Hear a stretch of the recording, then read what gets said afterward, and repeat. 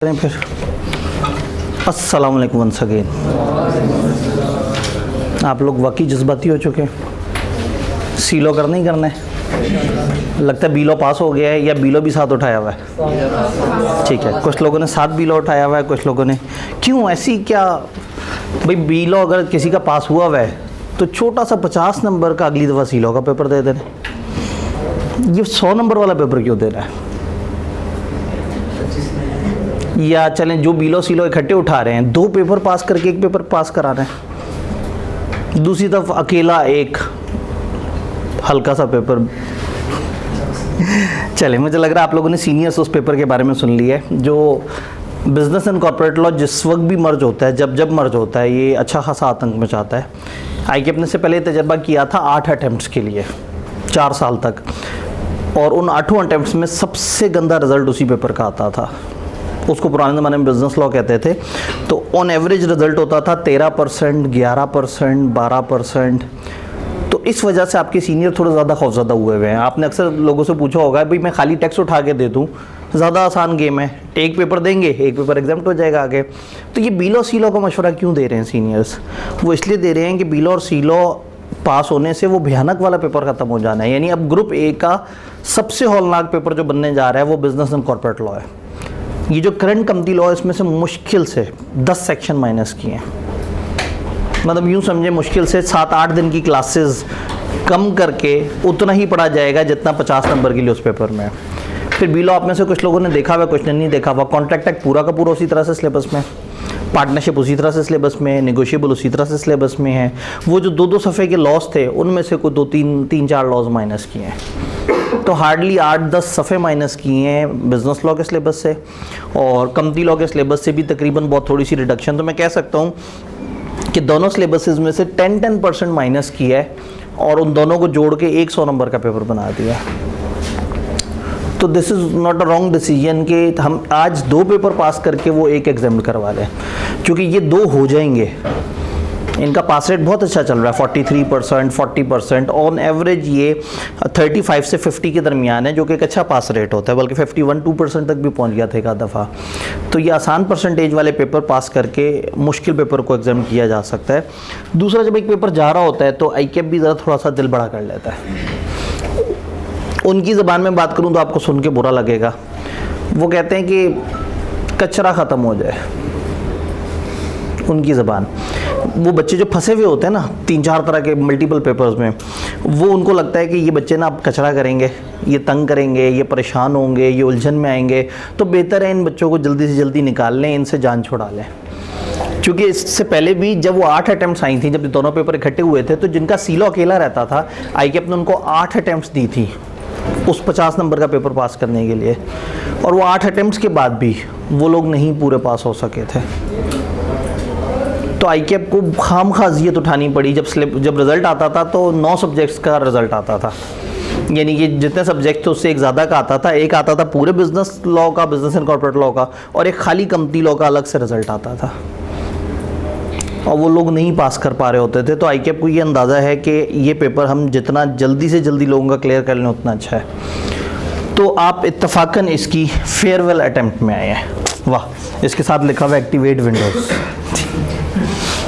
तो आप farewell attempt में आए हैं। आईकेएप से ने गलती हो गई थी कुछ साल पहले, उन्होंने एक बहुत ही छोटा सा पेपर बना दिया। छोटा कहना ज़रा तौहीन होगा, बहुत ही छोटा सा पेपर बना दिया। ये इस टाइम पे पीआरसी से लेके एमएसए तक सबसे छोटा पेपर है। पीआरसी के पेपर भी इससे बड़े हैं, कैफ के भी पेपर इससे बड़े हैं, और सीफैप तो ज़ाहिर है वो उसका तो मुकाबला वैसे ही नहीं होता। तो ये एक आसान सा सब्जेक्ट है इन टर्म्स ऑफ सिलेबस, लेकिन इन टर्म्स ऑफ इसकी इम्पोर्टेंस काफ़ी ज़्यादा है। और दूसरा ये है कि इतना आसान होने के बावजूद भी ज़रूरी नहीं कि लोग इसमें पास हो रहे होते हैं। अगर 43% या 40% पास रेट है एक सब्जेक्ट में, तो इसका मतलब है 60% लोग फेल भी हो रहे हैं। तो इसमें क्यों फेल हो रहे हैं अभी हम देखेंगे। इसका सिलेबस क्या है, इसके डायनेमिक्स क्या हैं, हमारा क्या प्लान होगा। लेकिन अब आप लोग आए हैं पोस्ट रिजल्ट की क्लास में, तो आप में से कुछ आए होंगे पीआरसी से, कुछ जज्बाती हजरात जो है जी, हाँ ये गिर ना जाए, इसको थोड़ा सा और साइड पर कर देते हैं, चूँकि ये गलत जगह इसकी सेटिंग हुई हुई है। ये चल में हंगामी हालात में अचानक से यहाँ पे ना ये टीवी चेंज करके ये आया है। वो 7 वाला रूम जो है ना हमारा इस टाइम पे ज़ख्मी हुआ हुआ है बिल्कुल। 7 वाले प्लॉट वाले भाई हथौड़े मार मार के जो है ना उसका बेड़ा गर्क करी जा रहे हैं। उनको लग रहा है कि वो दीवार जो है ना उनकी तरफ से जितनी उनकी है उस पर जितना मर्जी हमला करते हैं, वो अपनी दीवार पे अटैक कर रहे हैं, लेकिन वो टेक्निकली बेचारी इस तरफ से हमारी दीवार है वो। तो इस टाइम में ना वहाँ उस कमरे में यही था कि ऐसा ना हो कि हम पढ़ रहे हैं और पीछे से जनाब एक ईंट मेरे सर पे गिर रही हो, 2 ईंटें आपके सर पे गिर रही हो। तो इसलिए थोड़े से दिनों के लिए इसको यहाँ पे एडजस्ट किया है। मेरे ख्याल में थोड़े से दिनों में चीज़ें बेहतर हो जाएंगी। हो सकता है तब तक मैं इस कमरे के आदी हो चुकी हूँ। अच्छा जी, तो क्यों पढ़ना है सीलो? क्या क्या रीज़न है, क्या रीज़न है? मेरा बीला और सीला दोनों रहते हैं, तो दोनों ही बील और सीलो रहते हैं दोनों, तो दोनों देने हैं ताकि उस अजियत वाले पेपर से बचा जा सके। यही बीलो पास है तो अब सीलो ना दिया तो जुल्म होगा। बात यह है कि आसान पेपर दे दिया जाए ताकि आगे बचत हो जाए।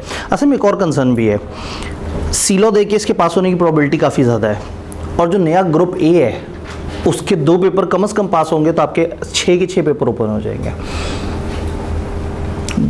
अब नया रूल FR1 और FR2 नहीं है, CM और MFA की रिस्ट्रिक्शन नहीं है।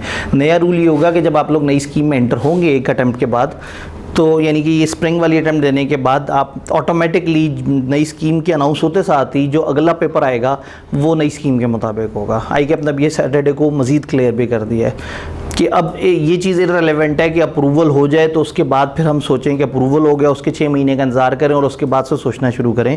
उन्होंने कहा ठीक है जी, अब अप्रूवल की जो इफेक्टिव डेट होगी उससे ऑनवर्ड आप नई स्कीम के पेपर दे रहे होंगे, तो कैफ तो कंफर्म नई स्कीम पे चला जाएगा। CFAF वालों को भी डाउट है। फॉर एग्जांपल अगर अप्रूवल मिलती है फरवरी में, तो फरवरी से 8 महीने 7 महीने गुजरने के बाद हमारी अटैम्प्ट है, तो हम तो नई स्कीम में आ जाएंगे कैफ वाले। हाँ, लेकिन CFAF वालों का जून नहीं दिसंबर के करीब जाके नई स्कीम बनेगी, तो नई स्कीम हमारे ऊपर एप्लीकेबल तो हो चुकी हुई है। तो नई स्कीम में ग्रुप ए के कोई से 2 पेपर अगर आपके पास हैं तो फिर ग्रुप ए के बाकी 2 पेपर भी दे सकते हैं और ग्रुप बी के 4 पेपर में से भी कोई भी पेपर दे सकते हैं। तो अब वो पेपर आसाद हैं। आपका FR1 नहीं भी पास हुआ हुआ लेकिन आपने पढ़ा था, फॉर एग्जांपल रह गया, तो आप FR1 FR2 नई स्कीम में जोड़ सकते हैं। सिर्फ इस अटैम्प्ट में हम ऐसा नहीं कर सकते। तो ये एडजस्टमेंट अटैम्प्ट है। इस अटैम्प्ट में लोग अपने अपने जो पेपर्स हैं वो थोड़े सीधे कर रहे हैं। अभी आज रात हमारा इसके ऊपर एक सेशन भी है जिसमें स्टूडेंट्स को जो नहीं समझ आ रही कि पेपर टू पेपर एग्जामिशन क्या है और कौन कौन से पेपर से वो अपने आप को सेव कर सकते हैं, तो उनके लिए हम एक ऑनलाइन सेशन कर रहे होंगे। आप लोगों के ग्रुप में भी मोस्ट प्रोबेबली या लिंक आया होगा या आने वाला होगा, तो उसमें हम चीज़ों को लेके चल रहे होंगे। तो सीलो देना ज़रूरी है, लेकिन थोड़े से और सैंपल लेते हैं जी। क्यों सीलो? क्यों? बीलो पास है। जब बीलो पास है तो सीलो तो पास करना वाजिब हो गया जी। सीलो क्यों? बीलो पास है। सीलो क्यों? बीलो पास है। मुझे एक बात बताएं, आप लोगों को अगर बीलो पास है तो आप लोगों ने प्री में क्यों नहीं सीलो उठाया था? रिजल्ट नहीं है जी, रिजल्ट नहीं आया था। तो ठीक है, आप लोग कहते हैं कि एक दफ़ा ज़रा पक्का हो जाए फिर उसके बाद जो है ना, ठीक है, सही है। अदरवाइज़ ये है कि एक बहुत बड़ी दुनिया थी जो बीलो देने के बाद सीलो में उन्होंने एडमिशन ले लिया था, लेकिन इसका मतलब है वो लोग जो जिन्होंने उस वक्त एडमिशन नहीं लिया था, वो जो सर्टेनिटी पे चलना चाह रहे थे, वो जो ICAP की अनाउंसमेंट का वेट कर रहे थे। अब ICAP ने बड़ा क्लियरली बता दिया है कि दोनों पेपर पास होने पर नया पेपर एग्जाम्प्ट हो जाएगा, और अगर सीलो बीलो में से कोई एक रहता होगा तो आप वो रेलेवेंट पेपर जो है वहाँ पर दे रहे होंगे। जो PRC से बिगिनर स्टूडेंट आए हैं, पहले क्या होता था, PRC के लोग आते थे दिसंबर के एंड पे जाके और उनके पास मुश्किल से 1-2 महीने होते थे। अब ICAP ने ये जो अटैम्प्ट कर दी है तो नवंबर में अगले हफ्ते अटैम्प्ट है PRC की। तो अगर आप में से कोई PRC से है या ऑनलाइन कोई PRC से स्टूडेंट हो तो उसने फिर अटैम्प्ट देते साथ ही फिर मज़ीद वेट नहीं करना और क्लास को ज्वाइन कर लेना है। तो अब वो स्टूडेंट एक के बजाय 2 पेपर आराम से दे सकता है। अगर 2 पेपर देने हो तो FR1 और टेक्स्ट बड़ा अच्छा कम्बिनेशन है नए आने वाले बच्चों के लिए। और अगर बच्चा कहे नहीं मैं ज़रा ज़्यादा जज्बाती हूँ, मैं ज़्यादा पढ़ना चाहता हूँ, तो ठीक है, फिर वो एक भयानक पेपर अपना एग्जाम करवाए तो वो FR1 के साथ बीलो और सीलो ये दे दे। एंड रिजल्ट ये होना चाहिए कि हम नई स्कीम में एंटर हों और हमारा ग्रुप ए के 2 पेपर कम से कम पास हुए हो। कुछ लोग आपको थोड़ा सा ज़्यादा मोटिवेट कर देंगे, वो कहेंगे ग्रुप ए पूरा पास होने पे ना नया डाटा का पेपर एग्जाम्प्ट हो जाना है। अब हो सकता है आप में से किसी का इस वक्त तक ग्रुप ए का एक भी पेपर पास ना हो, या शायद किसी का एक पेपर पास हो और वो जज्बाती हो कि FR1 कॉस्ट और सारे जो भी रिमेनिंग पेपर है वो उठा ले, ये सोच के कि मैं नया पेपर बचा लूँ। नया पेपर पता नहीं बचना या नहीं बचना। आज जो पास हो सकता था वो भी ख़राब हो जाएगा। ये नया पेपर इतना भयानक है। आप लोगों ने हो सकता है अभी तक ऑडिट ना देखा हो कैसा है, हो सकता है अभी तक ना देखा हो कि MFA कैसा है, हो सकता है ये ना देखो FR2 कैसा है, लेकिन आपको उससे खौफ नहीं है। जब आएगा तब देखी जाएगी। तो डाटा वाला पेपर भी नहीं देखा तो उससे इतना क्यों खौफ है? अच्छा, ये मैंने जितने पेपर बोले हैं मैंने ये ग्रुप B के बोले हैं, MFA, R2, ऑडिट, और डाटा वाले ने कहा आना है ग्रुप A के अंदर है। तो दिस इज़ प्रिज्यूम्ड कि वो उससे तो कुछ हल्के लेवल का होगा। तो वो पेपर नो डाउट नया है, अजीब सा है, उससे लोग डर रहे हैं, लेकिन ये सिर्फ एक फियर ऑफ अननोन है। जिनको रट्टा मारने का शौक है वो काफ़ी हद तक वो पेपर रट्टे को भी सपोर्ट करता है, थ्योरेटिकल इन नेचर है। तो ठीक है, अगर आपका कम्बिनेशन बना के आप उस पेपर को एग्जाम करा सकते हैं तो बहुत अच्छी बात है, लेकिन इतना खौफज़दा नहीं हो जाना कि आप अपनी आज की अटैम्प्ट ख़राब कर लें इस उम्मीद में।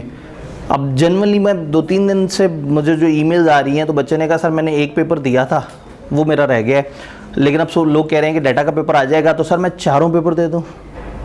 यानी एक बच्चे ने एक पेपर दिया, वो एक पेपर भी उसका रह गया, लेकिन उसको लग रहा है कि मैं डाटा का पेपर एग्जाम कराने के चक्कर में मैं ग्रुप A के 4 पेपर उठा के दे दूँ और पास कर लूँ।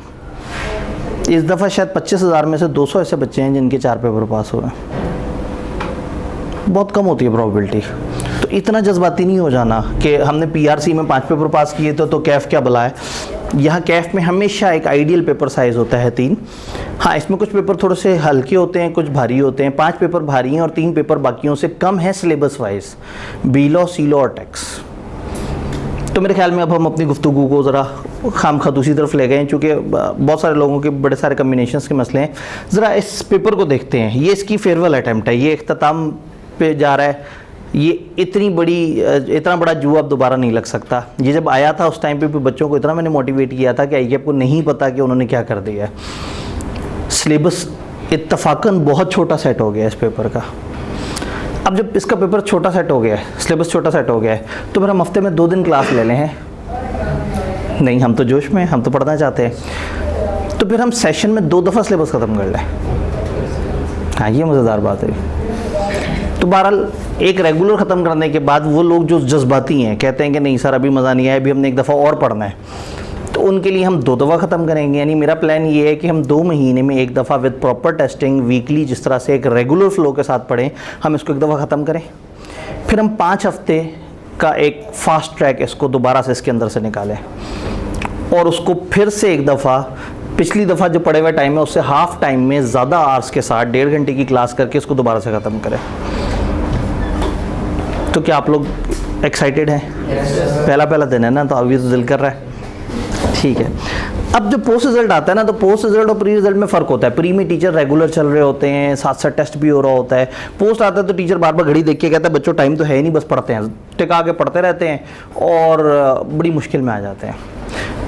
अगर मेरा ऑडिट का पोस्ट रिजल्ट होता तो यकीनन मैं भी इसी तरह की हरकतें कर रहा होता, लेकिन प्यारा सा सब्जेक्ट है C-Law। तो इधर हमने को बहुत ज़्यादा आतंक नहीं मचा देनी है। हमने 6 दिन जो क्लास का टाइम रखना है। संडे शायद ही कभी इंतहाई शदीद मजबूरी में अगर को बहुत ज़्यादा पूरा हफ्ता अजाब आया रहा तो संडे हमें ऑन करना पड़ सकता है। अदरवाइज 6 डेज़ अ वीक है, जिसमें से 5 डेज़ एलोकेटेड हैं एक वीकली टारगेट को और 6वां दिन एलोकेटेड है एक राइटिंग की प्रैक्टिस यानी कि एक टेस्ट को। तो हम हमेशा कोशिश करेंगे कि Saturday should be a test day. पूरा हफ्ता जो पढ़ें टिका के पढ़ें, सैटरडे को टेस्ट दे के और सुकून से साइड पे हो जाएंगे अब हमने C-Law को मंडे से पहले दोबारा नहीं देखना। तो उस पैटर्न पे चल रहे होंगे। फिर प्री रिजल्ट वाले बच्चों को मिड टर्म भी मिलता है, तो हम भी इधर कर लेंगे, हम उसको कह देंगे ग्रैंड टेस्ट। हम तकरीबन 4-4.5 हफ्ते पढ़ने के बाद थोड़ा सा ब्रेक लेंगे और देखेंगे कितने चैप्टर ख़त्म हुए। हो सकता है 6 चैप्टर ख़त्म हो चुके हों तब तक। फिर उन 6 चैप्टर्स पे आप रोकेंगे, उनको दोहराएंगे और उन 6 चैप्टर्स का इकट्ठा टेस्ट देंगे और फिर कहानी को दोबारा से आगे बढ़ाएंगे। 6 नहीं तो कम से कम 5 चैप्टर्स तो हो ही चुके होंगे। तो अगर इतने ही जज्बाती हैं तो साथ चलना है, वरना पहले हफ्ते के दरमियान रिफ़ंड लेने की ऑप्शन भी मौजूद है, सब्जेक्ट चेंज करने की ऑप्शन भी मौजूद है। अगर आप आए हैं तो मैं ये मानता हूँ कि मैंने आपको पास कराने की कोशिश करनी है, लेकिन आप अगर फ़न टाइम के लिए आए हैं या इसलिए आए हैं कि चलो ज़रा जाके देखें होता क्या पोस्ट रिजल्ट में, तो ऐसा नहीं है। यहाँ पे पढ़ेंगे तो मज़ा आएगा। जो फिज़िकल एनरोल हुए हैं वो कोशिश करें कि वो किसी दिन छुट्टी ना करें। जो ऑनलाइन हज़रात हैं वो कोशिश करें कि वो डेली का डेली 7 लेक्चर लेके चले, क्लास के पैटर्न के साथ चले, ताकि by the end of December हम ये कह रहे होंगे हमारा सिलेबस या ख़त्म हो गया या तकरीबन 1 आध हफ्ते बाद ख़त्म होने वाला है। लोड कभी भी ज़्यादा नहीं आएगा। किसी भी दिन घर जाके आपको मुश्किल से 1-1.25 घंटा पढ़ना पड़ेगा, इससे ज़्यादा नहीं पढ़ना पड़ेगा। तो आर वी रेडी? चलते हैं आगे। फेयरवेल अटेम्प्ट, जाते जाते आखिरी बहार, जितना लूट सकते हैं आईकेप को लूट लें। लूट सेल मची हुई है। ओरिएंटेशन में शामिल क्या है? एक तो हम देखेंगे कि कमती लॉ भाई साहब के मेन इश्यूज़ क्या हैं। पास्ट पेपर एनालिसिस देखेंगे कि इसमें पास्ट पेपर्स का क्या ट्रेंड है, किस तरह से चीज़ें चल रही हैं, आईकेप के क्वेश्चंस किस तरह से अटेम्प्ट करने, ये एक डिबेट होती है, इसके ऊपर थ्रू आउट साथ साथ बात भी चलती रहेगी। सिलेबस आउटलाइन, पेपर का ओवरऑल पैटर्न क्या है, डिफरेंट टिप्स एंड टेक्निक्स के इस पेपर को कैसे लेके चलना है, क्या करना है, उसके ऊपर हम बात कर रहे होंगे इंशाल्लाह। मेन इश्यूज़ कंपनी लॉ के साथ क्या हैं? मैं नॉर्मली ये कहता हूँ कि कंपनी लॉ इतना आसान है कि फ़ेल हो जाता है। बहुत सारे लोग देखें, अगर 40% पास हो रहे हैं तो फेल कितने हो रहे हैं? 60%। उन 60% के लिए भी 60% के लिए भी उतना ही आसान था जितना उन 40% के लिए था। तो सब्जेक्ट आसान है इन टर्म्स ऑफ इसका सिलेबस छोटा है। सब्जेक्ट आसान है इन टर्म्स ऑफ कि इसके ऊपर आपको रेलेवेंट एफर्ट उतनी नहीं करनी पड़ती। सब्जेक्ट आसान है इन टर्म्स ऑफ कि सिलेबस आउटलाइन ऐसे बनी हुई है कि चंद चैप्टर्स पे ज़्यादा अच्छा फोकस करके ग्रिप थोड़ी सी ज़्यादा अच्छी बन जाती है हमारी सिलेबस के ऊपर। बट जब हम उतना भी नहीं करते तो फिर फेल हो जाता है। तो एक बड़ा ज़रूरी चीज़ है कि हम सी लॉ को समझें, इसका क्या सिलेबस है, इसको इसका प्रॉपर टाइम दें और इसको साथ साथ लेके चलें। और इस वक्त तो सी लॉ पास करना काफ़ी ज़रूरी हो गया है ताकि हम अपना एक पेपर नंबर गेम तो थोड़ी सी बेहतर करें। तो सबसे पहला प्रॉब्लम कंपनी लॉ का, considering it an easy game. लोग इसको बहुत ही ईजी गेम कंसिडर कर लेते हैं। वो कहते हैं हाँ ठीक है, सी लॉ है, सी लॉ तो हलवा है, सी लॉ में तो मसला ही कोई नहीं।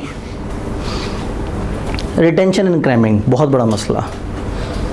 याद रहता नहीं है, भूल जाता है। पहले तो याद होता नहीं है, याद हो तो ठहरता नहीं है दिमाग में, ठहर भी जाए तो पेपर वाले दिन याद नहीं आता।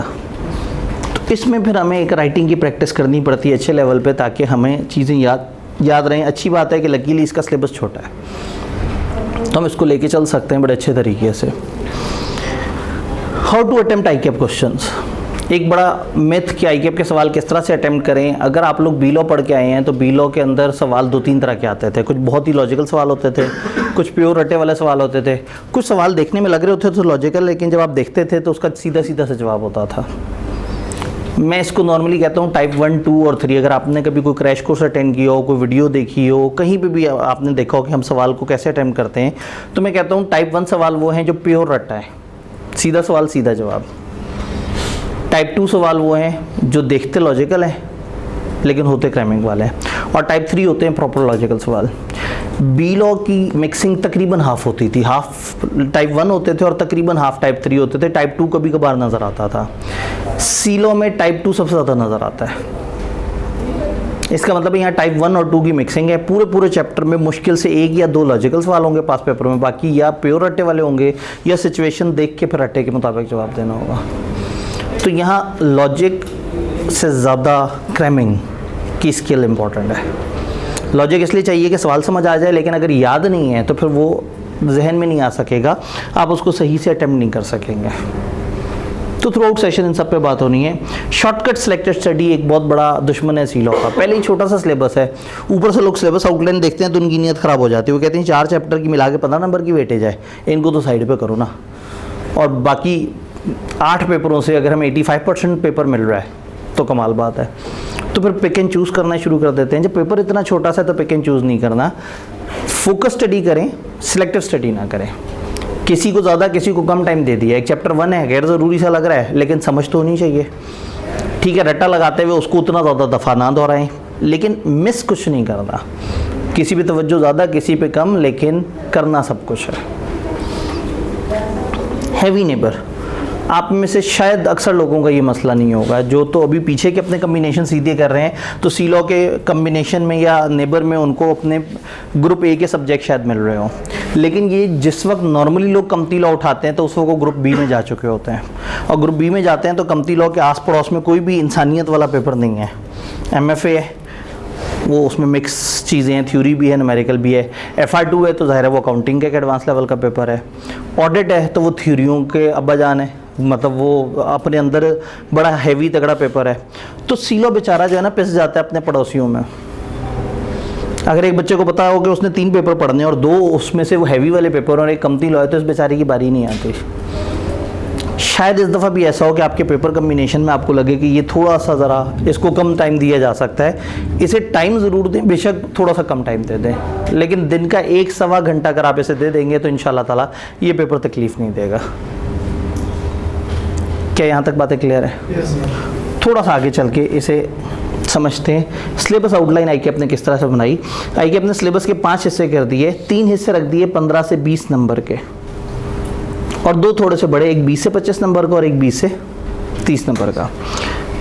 15 से 20 number incorporation and issuance of share, company बनने का प्रोसेस और कंपनी की शेयर्स वगैरह से रिलेटेड जो इन्फॉर्मेशन है वो 4 चैप्टर्स पे ये 15 से 20 नंबर की वेटेज है।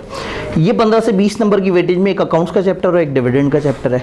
ये 15 से 20 नंबर की वेटेज में एक चैप्टर है और इसी तरह से यहाँ पे हमारे पास 2 चैप्टर्स हैं और यहाँ हमारे पास 3 चैप्टर्स हैं।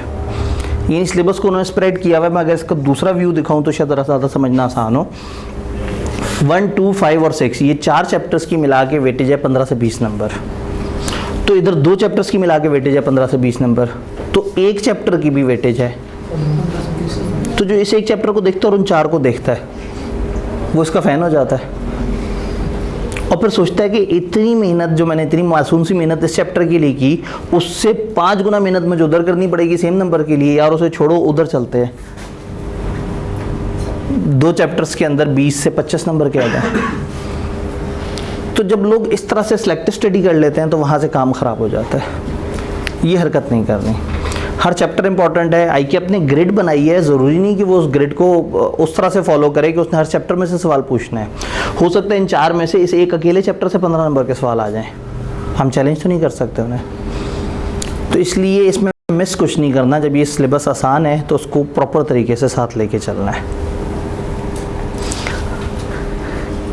ये चैप्टर 6.5 सफ़े का है और नंबर कितने? 15 से 20। और आते भी सवाल रट्टे वाले हैं, आपके पसंदीदा सवाल। लॉजिक वाले में तो दिमाग इस्तेमाल करना पड़ता है, तो रट्टे वाले में जो है वो हमारी रिटेंशन काम आ जाती है। तो ये 15 से 20 नंबर के लिए मुश्किल से 6.5 सफ़े हैं। 6.5 सफ़े इसलिए कह रहा हूँ कि मैंने कुछ एहतियातन ट्यूटर नोट भी किताब में डाले हुए हैं उसको समझाने के लिए, वरना ये 5.5 सफ़े का चैप्टर है। ये जो 2 चैप्टर्स हैं इनमें से ये चैप्टर थोड़ा सा बड़ा है। थोड़े से बड़े से मुराद है 6-7 सफ़े लगा लें, और ये 2 सफ़े का चैप्टर है। तो ये 3 चैप्टर बड़े ज़बरदस्त इस तरह के हैं जिनकी ओवरऑल नंबर ऑफ पेजेस बहुत ज़्यादा नहीं है, लेकिन आपको पेपर में 30 से 40 नंबर कवर हो जाते हैं इन चैप्टर से। तो हमने सिलेक्टिव स्टडी नहीं करनी, लेकिन जो कम मेहनत करके ज़्यादा अच्छा आउटकम मिल सकता है पहले उसके ऊपर ज़्यादा फोकस करना और बाद में और चीज़ों पे। मेरी मजबूरी ना होती मैं शुरू यहाँ से कराता। मेरी मजबूरी ये है कि मुझे आपको कंपनी भी समझानी है और कंपनी की जो इनिशियल डॉक्यूमेंट है वो भी समझाने हैं। और दुख की बात यह है कि किताब के 3 बड़े चैप्टर्स में से 2 बड़े चैप्टर पहले 2 हैं। तो आते साथ ही ना आपको लगेगा कि सीलो तो सर कह रहे थे 2 महीने में ख़त्म हो जाना है, ये तो जनाब बड़े अरसे से चल रहे हैं चैप्टर नहीं ख़त्म हो रहे। लेकिन जब ये ख़त्म होंगे तो फिर बाकी चैप्टर्स के ऊपर उतना रेजिडुअल टाइम नहीं लग रहा होता। जब इस साइड पे आते हैं तो ये तो 3 चैप्टर्स हैं जहाँ आईकेप को इन 2 चैप्टर्स में बहुत मसाला मिल जाता है सवाल पूछने को। लेकिन ये जो है ना, ये दोनों 4-4 सफ़े के चैप्टर्स हैं। और किसी को याद हो तो इसकी वेटेज लिखी थी 20 से 25 नंबर। तो जब इसकी वेटेज 20 से 25 है ना, और इधर से आईकेप बनाता ही रटे वाले सवाल है, तो उसके पास ये एक चैप्टर बच जाता है। सीलो में आए हुए लॉजिकल सवालों का 80% इस अकेले चैप्टर 10 से आया है। यानी आईकेप हर दफ़ा जो तजर्बा करता है ना वो चैप्टर 10 के ऊपर करता है कि वो देखता है कि क्या मैंने पिछली दफ़ा से ज़्यादा भयानक सवाल बनाया या नहीं बनाया। तो बच्चों ने सोचा हुआ होता है कि इसका सवाल तो हमने करना ही नहीं है, इसके सवाल को करेंगे तो तकलीफ़ ज़्यादा होगी, नंबर उसमें से निकलने कुछ नहीं है। बट बड़ा लॉजिकल चैप्टर है, अगर समझ आ जाए तो इसका सवाल उतना मुश्किल नहीं होता, आप उसको अच्छे तरीके से क्रैक कर सकते हैं। तो आईकेप जो है ना इन सारे चैप्टर्स में जिस चैप्टर के पीछे पड़ा हुआ हाथ धो के वो चैप्टर नंबर 10 है। उसकी कोशिश है इसको इतना साइंस बना दिया जाए कि लोगों को एक दफ़ा ज़रा अलग समझ जाए। तो ये हमारा एक ओवरऑल इंट्रोडक्शन है। अगर हम देखें तो कंपनी लॉ एक कंपनी की कहानी है। बी लॉ में आप क्या कर रहे थे, पाकिस्तान में जो लॉज एप्लीकेबल हैं वो पढ़ रहे थे। कॉन्ट्रैक्ट एक्ट किसे कहते हैं, पार्टनरशिप, या जिन्होंने नहीं पढ़ा हुआ बी लॉ तो उसके अंदर जनरल लॉज है। इसका सिर्फ एक ही टारगेट है, हमने कंपनी के बारे में पढ़ना है। तो मेनली हम एक लॉ पढ़ेंगे जो कि कंपनीज एक्ट है। एक आध चैप्टर में हम किसी और लॉ का हल्का सा तस्करा देखेंगे, अदरवाइज हमारा जो कोर एरिया है वो कंपनी लॉ है। तो एक कंपनी क्या होती है, उसकी कितनी किस्में होती हैं, ये चैप्टर 1 बताएगा। चैप्टर 2 बताएगा कंपनी अपनी रजिस्ट्रेशन के वक्त अपने जो मेन डॉक्यूमेंट्स बनाती है वो क्या है। चैप्टर 5 में बताएगा कि कंपनी इसके शेयर कैपिटल की क्या डिवीजन होती है और उसके क्या रूल्स हैं। चैप्टर 6 बताएगा कंपनी नए शेयर्स किस तरह से इशू करती है। चैप्टर 9 बताएगा डिविडेंड के क्या रूल्स हैं। चैप्टर 10 अकाउंट्स और एनुअल रिटर्न जो आपने सालाना भेजनी होती हैं अथॉरिटीज़ को, उसके बारे में बताएंगे। चैप्टर 12 बताएगा कंपनी ख़त्म कैसे होगी। ये चैप्टर बताएगा कंपनी के डायरेक्टर्स कंपनी को कैसे चलाएंगे। फिर कुछ और ऑफिसर्स का जिक्र इस चैप्टर में है। फिर कंपनियाँ मीटिंग कैसे करती हैं। फिर मॉर्गेजेस एंड चार्जेस, लोन से रिलेटेड कुछ डॉक्यूमेंट्स होते हैं वो क्या हैं। और फिर इन्वेस्टमेंट से रिलेटेड कंपनी के रूल्स क्या हैं। यानी कि पूरे सिलेबस में all we are understanding is about a company. एक कंपनी क्या है, तो इसमें आपको कनेक्शन फील होगा, इसमें अच्छा लगेगा कि हाँ आप एक कंपनी और कंपनी के बारे में मुख्तलिफ बातें पढ़ रहे हैं, रादर देन कुछ जनरल बने हुए 150 साल पुराने कानून पढ़ रहे हैं जिसमें खत पहुंचा था या नहीं पहुंचा था, और पहुंच गया था तो क्या हुआ था, उसने खत पहले रिसीव कर लिया था, उसने खत पहले भेज दिया था, रेवोकेशन पहुंची थी या नहीं पहुंची थी। बिला वजह के वो रूल जो आज के ज़माने में एग्जिस्ट ही नहीं करते। व्हाट्सएप पे बातें होती हैं आजकल, ईमेल पे चीज़ें एग्री हो रही होती हैं। तो ये यहाँ के मज़ा आएगा। आप लेटेस्ट पढ़ रहे हैं, 2017 का कानून है। वहाँ आपने पार्टनरशिप भी पढ़ा था तो वो भी 1932 का कानून था। तो वहाँ के ज़्यादातर जो लॉज आपने पढ़े थे वो पुराने थे। और इस वक्त हम पढ़ रहे हैं एक लेटेस्ट लॉ के पाकिस्तान में कंपनियाँ जदीद तरीन तरीके से आज के दौर में, कंप्यूटर्स के दौर में अपने प्रोसेस को किस तरह से लेके चल रही है। तो इसमें हम थोड़ा सा पढ़ेंगे और किताब में देखेंगे तो पूरा सफ़ा ख़त्म हुआ होगा। वहाँ 6 लाइनें होती थी और 2 लेक्चर लग जाते थे। जी रेसिप्रोकल प्रॉमिसेस के रूल्स हैं, अब उसमें कलाबाजियाँ खाते रहें। फिर वो जॉइंट प्रोमिसेस में से अगर उन्होंने इकट्ठे डिमांड कर लिया तो क्या होगा, अलग अलग डिमांड कर लिया तो क्या हो गया। तो वो उसमें ना वकालत वाली बातें ज़्यादा थी। तो जितनी आपको उलझन बी लॉ में आती थी सी लॉ में नहीं आएगी। दोनों का सिलेबस तकरीबन बराबर है, लेकिन सी लॉ इसलिए छोटा हो जाता है कि इसमें नंबर ऑफ टॉपिक्स उतने ज़्यादा नहीं है जितना बी लॉ के एक चैप्टर जो 3 सफ़ा के टॉपिक्स होते थे। तो इसमें ये एज है। तो क्या ये सिलेबस वाली बात समझ आई? एनालिसिस देखते हैं।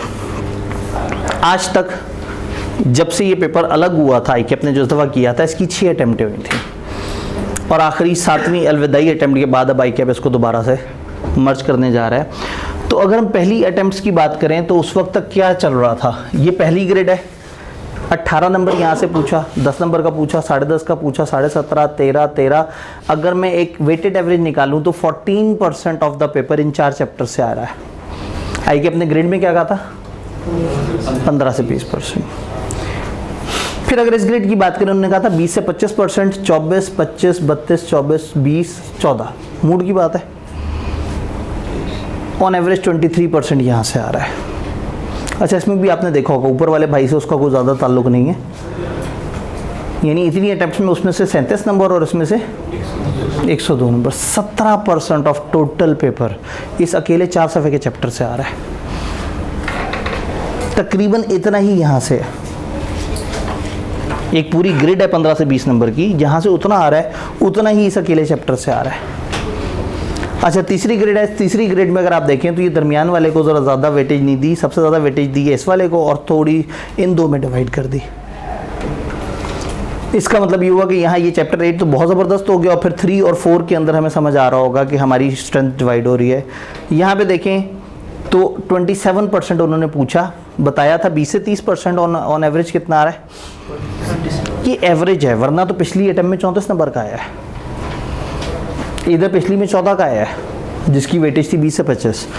तो ज़रूरी नहीं कि आईकेप अपनी वेटेज को बहुत हद तक फॉलो करे, वो 5-7 नंबर डेविएट कर सकता है। लेकिन हम ये एक वेटेड एवरेज इसलिए निकाल रहे हैं कि हमें रफ अंदाज़ा हो जाए कि ये चैप्टर औसतन कितने नंबर के लिए ज़्यादातर आता है। इसीलिए तो पढ़ता है आपने स्टैट्स में कि जी मीन क्या बताता है। मीन बताता है टेंडेंसी क्या है, मीन बताता है कि ऑन एवरेज चीज़ें किस तरफ चल रही हैं। तो ये वेटेड मीन्स ही हैं। 19% यहाँ से पूछा, 15 से 20 नंबर का पोर्शन था, और 15 से 20 नंबर का पोर्शन था तो 17। तो 15 से 20 नंबर के ये दो पोर्शन में 1917 का पूछा और इधर 14% का पूछा, तो सबको समझ आ जाती है क्या करना है। इसीलिए लोग क्या करते हैं, इधर टिक लगाते हैं, इधर टिक लगाते हैं और इधर बड़े बड़े सारे क्रॉस लगा देते हैं। अच्छा, फिर इधर हिसाब लगाते हैं। शेयर कैपिटल 2.25 सफ़े का चैप्टर है, प्रोस्पेक्टस 4 सफ़े का चैप्टर है, बट ऊपर वाले दोनों 10-10, 11-11 सफ़े के चैप्टर्स हैं। तो लोग बड़े हिसाब से कैलकुलेशन करते हैं और कहते हैं ठीक है, बस सही है, गेम समझ आ गई। वहाँ अचानक से ICAP मूड में आता है और अचानक से 8 नंबर का सवाल किसी एक चैप्टर से पूछ लेता है। देखिए, यहाँ से एक दफ़ा 8 नंबर का पूछा हुआ है, यहाँ से भी एक दफ़ा 8 नंबर का पूछा हुआ है। तो इसलिए इस रॉन्ग नंबर पे नहीं जाना। प्लान करना है, सारे चैप्टर्स को प्लान करना है, समझना है। हाँ, रट्टा लगाते हुए, ध्यान से याद करते हुए, प्रैक्टिस करते हुए कुछ चैप्टर्स को फोकस थोड़ा ज़्यादा दे देना है। क्या सिलेबस समझ आ रहा है? अब जब सिलेबस यूँ समझ आता है ना, तो दिल करता है कि सर हमें एक्सेल यूज़ करना आता है, आप ये ना हमें सॉफ्ट में दे दें, हम इन सारों को सॉर्ट करके ज़रा ये देख लेंगे कि कौन से ज़रा मज़े के चैप्टर्स हैं, कौन से। तो चलें, थोड़ी सी आपके लिए हमने भी एफर्ट कर दी है। ये 4 चैप्टर्स जिसमें से 61% ऑफ द पेपर आ रहा है, तो इसका मतलब है इन 4 चैप्टर्स में किसी किस्म की कोई डंडी मारने की गुंजाइश नहीं है। इंटरेस्टिंगली 2 प्योर क्रैमिंग वाले हैं, इसमें से हमेशा रट्टे वाला सवाल आया, इसमें से हमेशा रट्टे वाला सवाल आया है। इसमें से रट्टा और लॉजिक मिक्स आता है, लेकिन इसमें से अनफॉर्चुनेटली इस वक्त लॉजिक वाले ही सवाल सबसे ज़्यादा आ रहे हैं। तो जो टॉप 4 है उनमें से एक भयानक चैप्टर है, वेटेज वो उसकी लेंथ ज़्यादा नहीं है, 4 सफ़े का चैप्टर है, लेकिन उसमें लॉजिकली हमें बहुत ज़्यादा साउंड होना पड़ता है। 61% 4 चैप्टर्स में से। फिर अगले 3 चैप्टर्स का ब्लॉक बनाया 21%, और फिर बकाया 5 चैप्टर्स 18%। इंपॉर्टेंट यहाँ पे भी लिखा हुआ है सुपर के साथ, इधर भी लिखा हुआ है मॉडरेट के साथ, इधर भी लिखा हुआ है स्लाइटली लेस नहीं, स्लाइटली लेस, क्योंकि यू नेवर नो, अचानक से किसी भी चैप्टर में से कहीं भी पागल हो जाए। तो शायद कई दफ़ा आपको नज़र आता है कि एक अटैम्प्ट में 0-0, यानी कि उस चैप्टर से पूछा ही नहीं। ICAP ने 3 अटैम्प्ट पीछे 12 चैप्टर्स में से 4 या 5 में से सारा पेपर बना दिया था। तो उनकी मर्जी है, वो ICAP है, जंगल का बादशाह। तो हमने ये नहीं सोचना कि वो क्या सोच रहे होंगे।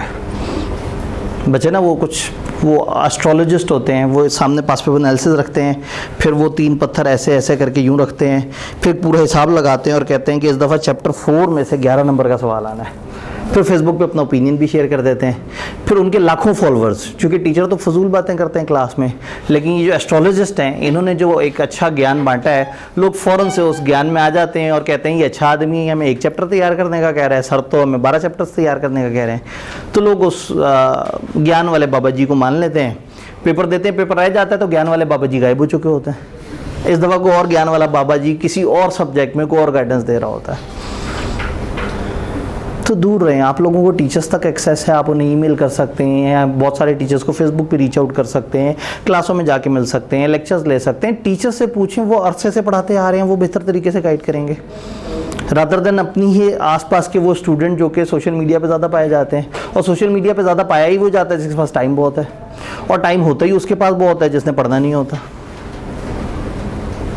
तो इसलिए थोड़ा सा ख्याल किया करें, थोड़ा सा आगे चलते हैं। बल्कि ऊपर से मेरी तो आजकल एक इमोशनल वीडियो भी वायरल हुई पड़ी है। इतना लंबा चौड़ा पॉडकास्ट है, उसमें थोड़ी सी देर का वो सीन था, वो अगलों ने भी कट ऐसे लगा के जो है ना, खैर मतलब उसमें वो आता है ना, ज़रा सनसनी आ जाती है। पैटर्न क्या है पेपर का? सेम पैटर्न, अगर आपने बीलो का पैटर्न देखा हुआ है तो सेम है। जो बीलो को नहीं जानते उनको मैं बता दूं, 15 नंबर की हैं MCQs आते हैं, 85% का थ्योरेटिकल आता है। ICAP ये कहता है कि थ्योरेटिकल की डिवीजन इस तरह से होगी कि 40% नॉलेज बेस्ड होगा और 60% एप्लीकेशन बेस्ड, यानी 40% रट्टा और 60% लॉजिक। रट्टा ICAP बहुत ज़्यादा वेरी करता रहता है। पिछली से पिछली अटैम्प्ट में 53 नंबर का पेपर प्योर रट्टा था, पिछली अटैम्प्ट में 20 नंबर का पेपर प्योर रट्टा था। इतनी वेरिएशन। हाँ, लेकिन फिर उसके बाद एक सेकंड कैटेगरी भी होती है, जो टाइप 2 सवाल होते हैं, जो दिखते लॉजिकल हैं। तो क्रैमिंग और टाइप 2 वाले सवाल मिला के मैं कह सकता हूँ कि 80% ऑफ द पेपर को कम से कम कवर कर रहे होते हैं। तो जो प्योर लॉजिकल पोर्शन है, जिस तरह का हाफ होता था बी लॉ में, सी लॉ में तकरीबन 20% ऐसा होता है। तो सी लॉ लेंथ वाइज, मिजाज वाइज बी लॉ से आसान है। लेकिन अब ये आपकी कॉल है कि आपने इसको वाकई पास करना है या नहीं करना। आपके पास एक लास्ट चांस है। बी लॉ में लास्ट चांस नहीं था, लेकिन सी लॉ में एक लास्ट चांस है। इसके बाद इसने मर्ज हो जाना है। फिर अगला प्रॉब्लम पता है क्या है? 100 में से 50 नंबर लेना आसान होता है, 50 में से 25 नंबर लेना आसान नहीं होता। 100 में से आपको 3-4 सवाल नहीं आते ना, 17, 18, 20, 21, 22 नंबर के, आप फिर भी ईजी होते हैं कि मैं बाकियों में अच्छा खेल लूँगा। लेकिन जब सवाल हुई 50 नंबर के और आपको 15-16 नंबर के ना आते हो, तो फिर 35 में से 25 लेना आसान बात नहीं है। तो आपके पास मार्जिन ऑफ एरर कम हो जाता है जब आप 50 में से 25 लेने की कोशिश करते हैं, और जब आप 100 में से 50 लेना चाहते हैं तो आपके पास हमेशा मार्जिन ऑफ एरर होता है। तो भयानक बात यही है कि वो जो 50 नंबर का हो के भी आसान पेपर नहीं होगा, क्योंकि आपको फिर बहुत ही परफेक्शन चाहिए होगी उस पेपर में 25 नंबर लेने के लिए। डन। वो जो मैं 3 सवालों का जिक्र कर रहा था, उसके साथ गंदी सी राइटिंग के साथ किसी टाइम पे स्क्रीन पे लिखा था, जो नॉलेज बेस्ड सवाल, रटे वाले सवाल 30% से 40% of the paper on average. Seems logical, ये दिखता लॉजिकल है, ये ज़्यादा है 35% से 45%। अगर हर अटेम्प्ट की एवरेज निकालें वेटेड, और जो प्रॉपर वाकई लॉजिकल सवाल है वो 20 से 25% यहाँ आता है। जो बी लॉ में तकरीबन 40-50 नंबर के लिए आ जाता था, वो सी लॉ में वो पोर्शन छोटा है। इसी वजह से सी लॉ में जब पेपर स्टार्ट होता है तो 2 घंटे बाद सारे फ्री बैठे हुए होते हैं। जिनको आता है उन्होंने कर लिया होता है, और जिनको जितना आता है उन्होंने उतना कर लिया होता है। फिर 1 घंटे तक यही सोचते रहते हैं कि यार ये क्या पूछ क्या रहा है। Time management is never an issue. काफ़ी पेपर्स में होता है, ऑडिट में होता है, MFA में होता है, यहाँ नहीं है। यहाँ आर या पार है, या आता है या नहीं आता, कोई दरमियान की चॉइस ही नहीं है। खैर, इसकी तरफ भी आएंगे। होगा ये कि हम अपना टाइम सेव करेंगे। एक प्री रिजल्ट की क्लास क्या होती है, जिसमें एक टीचर पढ़ा भी रहा है, फिर पढ़ाने के बाद वीकली बेसिस पे वो कुछ पास पेपर भी दिखा रहा है कि हाँ भी देखो ये इस तरह से सवाल आए थे, इसको इस तरह से करना था। फिर उसके साथ वो टेस्ट भी ले रहा होता है, उसके साथ बाकी एक्टिविटीज़ भी चल रही होती हैं। प्री रिजल्ट में हम इसको 5 डेज़ अ वीक पढ़ते हैं, जिसमें से 1 दिन हम टेस्ट करते हैं और 4 दिन पढ़ाई के होते हैं। बट इन पोस्ट रिजल्ट ये 6 दिन पे स्प्रेड हुआ है, 5 दिन पढ़ाई के हैं और 6ठा दिन टेस्ट का है। और 5 दिन पढ़ाई के बाद 5वें दिन जितना हमने उस वीक में पढ़ा होगा उसके पास पेपर्स की एक वीडियो अपलोड हो जाएगी। जो लोग ऑनलाइन में रजिस्टर हैं उनके पोर्टल पे नज़र आ जाएगी, जो कम्बो में हैं उनके पास भी पोर्टल पे आ जाएगी, जो फिजिकल हैं आपके व्हाट्सएप ग्रुप में, जो ग्रुप डिस्क्रिप्शन में जाएंगे तो गूगल ड्राइव बनी हुई होगी। जब भी कोई भी ऐसा डाटा हम अदर देन क्लास ऑनलाइन किस्म का शेयर करेंगे, कोई भी ऐसी एक्स्ट्रा चीज़, और आप नहीं हैं ऑनलाइन में रजिस्टर, आप खाली फिजिकल में हैं, तो आपको एक्सेस होगी गूगल ड्राइव की। आप गूगल ड्राइव में जाएंगे तो वहाँ पे वो पूरे चैप्टर की वीडियो मौजूद होगी, जिसमें उस चैप्टर के सवालों को तसल्ली से डिस्कस किया होगा कि टाइप 1 कौन सा है, टाइप 2 कौन सा है, टाइप 3 कौन सा सवाल है। वीकली बेसिस पे टेस्ट। वेरी नेक्स्ट डे जब हम इकट्ठे होंगे तो पहले उस टेस्ट पे डिस्कशन होगी, फिर कहानी को आगे बढ़ाएंगे। तो फीचर्स सारे प्री रिजल्ट वाले लेके चलेंगे। तो interestingly speaking, by the end of session pre और पोस्ट में नंबर ऑफ लेक्चर्स बराबर ही हुए होंगे, क्योंकि उनका हर वीक एक आध लेक्चर ड्रॉप हो रहा होता है। फिर उनके कभी रिजल्ट की छुट्टी आ जाती है, कभी कोई और मामला होता है, फिर उनको जो मिड टर्म है उसकी भी छुट्टी ज़रा ज़्यादा लंबी मिल जाती है। तो टेक्निकली आप में और प्री रिजल्ट में को बहुत ज़्यादा फ़र्क नहीं होगा। मुझे हमेशा अगर बस चले, अगर कॉलेज चलाना कमर्शियल मजबूरी ना हो, तो मैं सारे बैच सिर्फ पोस्ट रिजल्ट में दूँ, क्योंकि मुझे पहले दिन ये सीरियस आत्माएं नज़र आएंगे। ये जो चेहरों पे इस वक्त चमक है ना कि हमने कुछ करना है, वो नज़र आएगी। प्री वाला बच्चा तो बैठा होता है, पता नहीं वो सवाल सही हुआ था या नहीं, वो तो रिजल्ट का इंतज़ार कर रहा होता है, वो घसीट रहा होता है अपनी ज़िंदगी को। वो क्लास में आता है, बैठता है, लेक्चर लेता है, एंजॉय करता है, लेकिन क्लास से निकलते निकलते चेहरे पे फिर जो है ना वो मायूसी होती है कि पता नहीं मेरा रिज़ल्ट क्या बनना है। आप आज बैठे हुए हैं ये फैसला करके कि आज अगर ये पेपर उठाया तो ये पेपर देना ही देना है, तो जो कमिटमेंट आप में होगी ना वो किसी और में नहीं होगी। और फिर इस क्लास में जो एनर्जी मुझ में होगी वो किसी और क्लास में भी नहीं होगी, क्योंकि मुझे भी पता है कि इन सब लोगों ने पेपर देना है। तो क्या हम तैयार हैं? क्या हम इतने ही जोश के लिए तैयार हैं? अल्लाह खैर करे। ये जो हम पहले 2 महीने में करेंगे इंशाल्लाह ताला, वो हम एक दफ़ा एक रेगुलर कवरेज करेंगे। जब हम 1.5 घंटे पे स्प्रेड करेंगे तो क्या होगा, हमारे आसपास की टीचर हमें कहेंगे भाई ये क्या कर रहे हो हमारे साथ, क्योंकि किसी के टाइमलाइन में घुस रहे होंगे, किसी का कमरा छिन रहा होगा, किसी के साथ हमारा क्लैश आ रहा होगा। तो हो सकता है उस टाइम पर हमें थोड़ा सा टाइम को आगे पीछे करना पड़े। मेरी कोशिश ये होगी कि वो अगर हम इसको 1.5 घंटे पे स्प्रेड करते हैं तो ये 1 घंटा जो है ये तो कम से कम उसमें बीच में आ रहा हो, लेफ्ट राइट में से कहीं ना कहीं हम आधा घंटा स्नैच करने की और कोशिश करें, क्योंकि उस वक्त फिर हमने 5 हफ्ते में ख़त्म करना होगा सिलेबस। तो हो सकता है उस टाइम पे आपके कुछ क्लैश आ जाएं, लेकिन कोई बात नहीं, हमने एक दफ़ा सिलेबस तो पढ़ा हुआ होगा। तो आज आपने ये नहीं सोचना कि अच्छा जी 2 महीने बाद क्यों आने वाला लगा है और आज चलो जी मैं अपना सब्जेक्ट कम्बिनेशन और कर लूँ। वो 2 महीने के बाद 2 महीने देखी जाएगी। हो सकता है 2 महीने आपने इतना अच्छा पढ़ा हो कि आप कहें कि सर मुझे वो वाले फास्ट ट्रैक में उसको दोबारा से रिवाइज़ नहीं करना, या मैं वो फलाना वाला चैप्टर जब आएगा मैं उस वक्त बीच में वो जो फास्ट ट्रैक आएगा तो मैं एक डे वाइज प्लान शेयर कर रहा हूँ इंशाल्लाह। तो होगा ये कि आपका कोई चैप्टर अगर कमज़ोर रह गया कुछ और, तो आप सिर्फ रेलिवेंट उस डे के वीडियो में आएंगे या वीडियो लेंगे या उस दिन के लेक्चर में आएंगे, उसको अटेंड करेंगे। थोड़ा सा कहानी को आगे बढ़ाते हैं। डिफरेंट टिप्स एंड टेक्निक्स क्या हैं सीलो को पास करने के लिए, सबसे ज़्यादा ज़रूरी क्या है। सबसे पहले ये जुमला बार बार दोहराना है, इतना आसान है कि फेल हो जाता है। फेल को बोल्ड कर देना है, अंडरलाइन कर देना है, कलर चेंज कर देना है।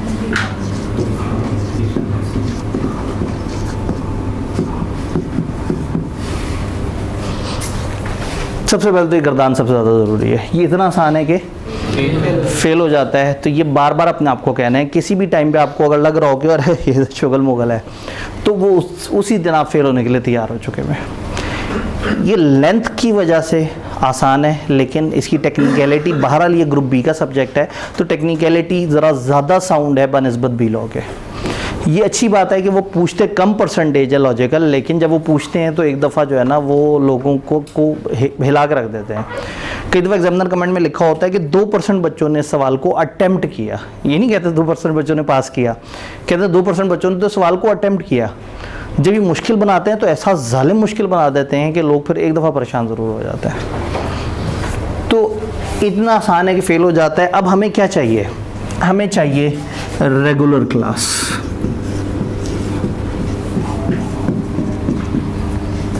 फाइव डेज अ वीक, हर दिन क्लास अटेंड करनी है। क्लास में जो मैं सुना रहा हूँ पहले समझना है। मैं ज़्यादातर बोर्ड पे आके पहले कुछ नक्शों वगैरह से चीज़ समझा रहा हूँ, उसके बाद मैं यहाँ टीवी पे जाके आपको दिखाऊंगा कि जो हमने पढ़ा है वो किताब में कैसा दिखता है। आप लोगों के पास किताब मौजूद होगी, आप उसको साथ साथ देख रहे होंगे। किताब की सॉफ्ट कॉपी आप सब लोगों के साथ शेयर हुई हुई होगी। प्री रिजल्ट में हम स्टूडेंट्स को किताबें भी देते हैं। पोस्ट रिजल्ट में नॉर्मली ये अजम्पशन होती है कि बच्चों ने पहले पढ़ा हुआ होता है। अब इस दफ़ा हादसाती तौर पे एक ऐसा पोस्ट रिजल्ट आ गया है जिसमें अक्सर बच्चे फ्रेश भी आके बैठ गए हैं पोस्ट रिजल्ट में, तो मैं ये अजम्पशन नहीं लूँगा कि आपको पहले से आता है। मैं बिल्कुल बेसिक लेवल से पढ़ा रहूँगा। तो ऐसे में किताब would be a question mark. मैंने एक दफ़ा बीच में कहा, मैंने कहा जी इसमें तो कई नए बच्चे आ रहे होंगे, तो फिर कॉलेज ने कहा जी फिर एक गलत ट्रेंड सेट हो जाएगा, फिर बच्चे समझेंगे कि शायद हर सब्जेक्ट में किताब मिलनी है। क्या आप ऐसी बातें तो नहीं करेंगे? आप में से किसी ने किताब खरीद तो नहीं ली? 2 हज़रात ने किताब खरीद ली है। कब खरीदी थी? अभी भी खरीदी थी? ठीक है, तो आप सवाब कमाना चाहते हैं। आजकल हमारे पास किताबों का एक वो चल रहा होता है, हम रिज़ल्ट पे लोगों को मोटिवेट करते हैं कि आप अपनी पुरानी किताबें ला के हमें दें, हम उसके मुताबिक आपको उतने डिस्काउंट की वोचर देते हैं जो आप हमारे पोस्ट रिजल्ट की क्लासेस में इस्तेमाल कर सकते हैं। तो बच्चों को अट्रैक्शन ये होती है कि चलो पोस्ट रिजल्ट में उनको डिस्काउंट मिल जाएंगे, इस बहाने वो अपनी किताबें उठा के हमें ला के दे देते हैं। फिर हम उसके बाद जैसे आज के दिन हम किताबें वापस कर रहे थे, फिर हम स्टूडेंट्स को जिनको किताबें चाहिए होती हैं, जो फाइनेंशियली अफोर्ड नहीं कर सकते, वो आते हैं, हम उनको किताबें देते हैं, वो किताबें ले जाते हैं, डिस्काउंट वोचर इनको भी मिल जाते हैं। तो अगर आप अपनी किताबें डोनेट करेंगे तो किसी और बच्चे के काम आ जाएगी और वो शायद उसका सवाब भी हो जाएगा, लेकिन गड़बड़ हो जाएगी। ऑनलाइन वाले तो ऑनलाइन है, तो ऑनलाइन वालों को ऑनलाइन किताब फ्री मिल जाएगी, यानी कि गूगल ड्राइव में रखी हुई किताब। और जो फिज़िकल बच्चे हैं, अगर आप लोग किसी और को नहीं बताएंगे, ठीक है, बस ये प्रॉब्लम रिकॉर्डिंग हो रही है, क्योंकि फिर क्या होता है कि बच्चे खामखाना एक गलत एक्सपेक्टेशन डेवलप हो जाती है। तो वो फिर ना बाकी टीचर्स भी कहते हैं जी आपने क्या किया, ये तो ऐसे नहीं होना चाहिए था। लेकिन मेरे ख्याल में अगर आप लोग इतने जोश में आए हैं, जज्बे से आए हैं, तो आप लोगों को किताब का गिफ्ट तो मेरी तरफ से मिल ही सकता है। ये देख लेंगे जिसने ज़्यादा डिस्काउंट कराया होगा ना उसको नहीं देंगे, मसला हल हो जाएगा। तो 2-3 बच्चों को देनी पड़ जाएगी किताब, बाकी जो है ना ईजी हो जाएगा काम। ठीक है जी, तो किताब पे अब आप लोगों ने कोशिश करनी है कि एक आध दिन तक किताब ना खरीदें। मैं ज़रा इसको बैठ के डिस्कस करता हूँ टीम से, और उनसे कहता हूँ कि आपने ये खबर बहुत ज़्यादा नहीं बाहर फैलने देनी, तो सीलों में आप लोगों को किताब जो है वो फिर मेरी तरफ से मिल जाए। अब अगर फेयरवेल अटैम्प्ट है तो कुछ तो फ़ायदा हो। ठीक है जी, और वो 2 हज़ार जिन्होंने अभी भी किताब खरीदी है वो इस टाइम पे दुखी हैं। अगर उस पर कोई निशान विशान नहीं लगाया तो शायद बात बन जाए। जी अभी लेके आए, नाम भी नहीं ना लिखा, लेकिन वो भाई ने निशान लगा लिए हैं। वो तो एक सफ़े का जहाज़ बना के उड़ा भी चुके हैं।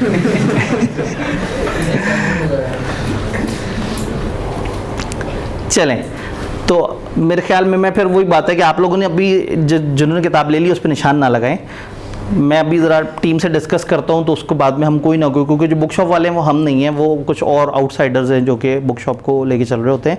लेकिन समहाउ कहीं ना कहीं हम कोई दरमियान में कोई तरीका निकाल लेंगे। आप दोनों हज़रात को अगर आप आते रहे तो कोई ना कोई बेनिफिट मिल जाएगा। जिन नहीं ली किताब वो फिर रुक जाएँ, उनको किताब फिर कॉलेज की तरफ से मिल जाएगी। और ये पोस्ट रिज़ल्ट की वजह से नहीं मिलेगी, ये इसलिए कि सब्जेक्ट की लास्ट अटैम्प्ट है और आप में से कुछ लोग पहली दफ़ा पढ़ रहे हैं, तो वो अजम्पशन हमारी माइनस हो रही है कि लोगों ने पहले पढ़ा हुआ होगा तो उनके पास किताब होगी, या वो किताब खुद से लेके बैठे हुए होंगे।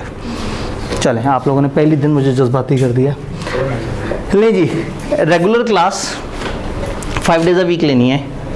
अब तो 5 डेज़ अ वीक क्लास लेंगे ना, अब तो किताब भी फ्री मिल गई है। देन घर जाके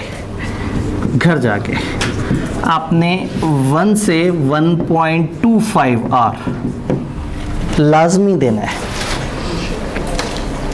इसमें करना क्या है, असल में मैंने तो सारा कुछ क्लास में पहले बताया होगा, फिर मैं इधर आके उसकी इंग्लिश भी दिखा दी होगी, किताब आपके सामने होगी, आपने इंग्लिश पहले से मार्क कर ली होगी। जब आप घर जाएंगे तो विदिन 10 मिनट्स आप दोबारा से पढ़ लेंगे जो क्लास में पढ़ा था। तो मेरी 1.25 घंटे तक क्या करेंगे, लिखेंगे, एक रजिस्टर मेंटेन करेंगे। 100 से 115 पेजेस का एक रजिस्टर, ज़्यादा लंबा चौड़ा रजिस्टर नहीं चाहिए। आपने एक पतला सा रजिस्टर परचेस करना है और हर दिन जितना हमने पढ़ा है घर जाके एक दफ़ा उसे देखेंगे तो बिल्कुल ताज़ा क्लास में बात हुई थी, फ़ौरन से क्लिक कर जाएगा। अब आपने किताब सामने रखनी है और रजिस्टर ओपन करना है और नीट एंड क्लीन करके मेरी किताब के सारे जुमले अपने पास लिख लेने हैं अपनी हैंड राइटिंग में। शायद आपको लगेगा ये टाइम वेस्टिंग एक्टिविटी है, किसी दिन वाकई 1.25 घंटे से ऊपर लगे छोड़ दीजिएगा। सर पहले से लिखा हुआ है, अगर पहले से लिखा हुआ है तो एक डिफरेंट कलर का हाइलाइटर पकड़ के या उसको अंडरलाइन कर लें, लेकिन दोबारा लिखने से कोई बहुत ज़्यादा नुकसान नहीं होगा, एक फ्लो बन जाता है। सीलों में एक टिपिकल प्रॉब्लम ये होता है कि इसका रट्टा नहीं लगता। तो बहुत सारे लोग जिनकी रट्टे वाली स्किल बड़ी तूफ़ानी होती है उनको तो कुछ करने की ज़रूरत नहीं है, लेकिन ज़्यादातर लोग कब तक भूल चुके होते हैं रट्टा लगाना। तो अपने हाथ का लिखा हुआ रजिस्टर और अपने ही रजिस्टर से जब आप दोहराएंगे तो आपकी क्रैमिंग बड़े अच्छे लेवल पे चल रही होगी। तो एक रजिस्टर मेंटेन करें और डेली का उस रजिस्टर में लिखें, और जितना लिखते जाएं अपनी किताब में वो सफ़ा फोल्ड कर दें, उसको स्टेपल कर दें, मैंने किताब से पढ़ना ही नहीं है।